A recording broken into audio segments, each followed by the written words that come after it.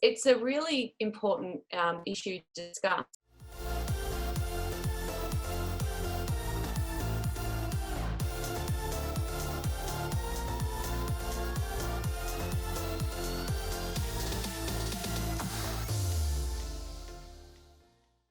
How can our peeps feel that they're still being, and I guess you're alluding to it as well, Anna, how do you still be super effective in different circumstances that isn't the 9 to 5 traditional 8 hours, and still be seen to and feel like you're contributing and doing good work?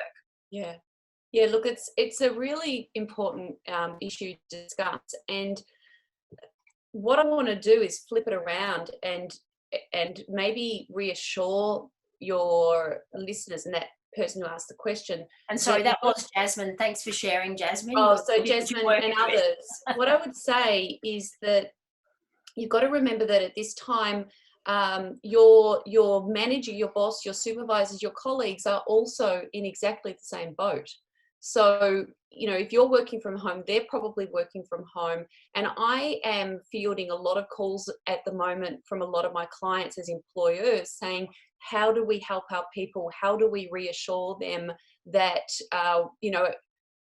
our expectations have changed, or that we don't expect them to have the same expectations of themselves? Mm-hmm. How can they work at home productively? So if your employer is not actively kind of approaching you on that, I would encourage you to actively approach them, and perhaps in a team meeting, have it as an agenda item and just put it on the table. There will be other people in that room who have exactly the same worries and fears as you. And I would just voice it and communicate it and say, listen, obviously things have changed significantly. I'm now working from home. I have 2 little children.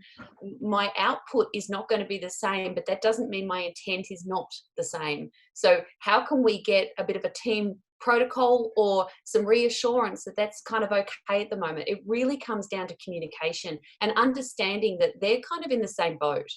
Yeah, and I think, again, so many important messages. I mean, it's interesting, isn't it, how, specifically right now we're talking about actually, how to juggle with the kids at home.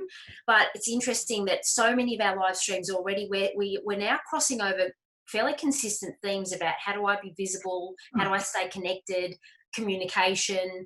And I think it's such a good reminder that you're just giving us there, Kate, that we are all in the same boat. And I think we've talked a few times about the fact that your leader or your leader's leader is probably feeling exactly the same pressure and everything else that's going on. So I think your tip there to actually put it on the agenda for your team meeting. It's not something that we have to hide. We need to talk about it. We need to find a rhythm that's working for everyone. The other thing as well, just as you were talking, that I know, guys, I do talk quite a bit about, but the importance of prioritization. So, and I'm sorry, I'm looking at I think it was Louise, thanks for sharing. Louise was saying, agree, Alex, that I work for myself and find myself working more in these strange times. So I think this is where more than ever it's really important for us to really deploy that 80-20 rule. So what's everything that we've got on the list? What are the super important things that are really going to move the dial, and what do we really need to zero in on? And that also helps give us a bit of clarity, I think, around not having to spend 8, 9, 10, 11, 12 hours, but just be as productive, if not more so, as we have before. Yeah. Wow, look at this schedule. Look at that.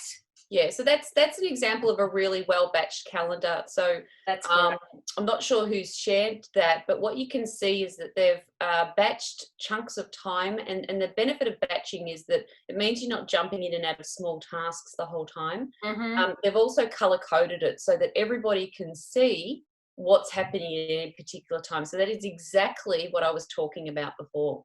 And that was Sarah O'Brien. Thank you so much for sharing that. Nice work, Sarah. Awesome work. I have to admit, the color coding comes from my 16-year-old daughter. That she put together the whole thing. We had a family meeting about what the schedule was going to be, and that's what she produced.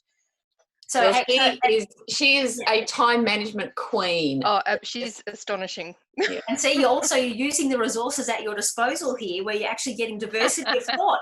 So there are so many lessons here for us in a work life as well about how we can get different perspectives involved. Thank you so much for sharing.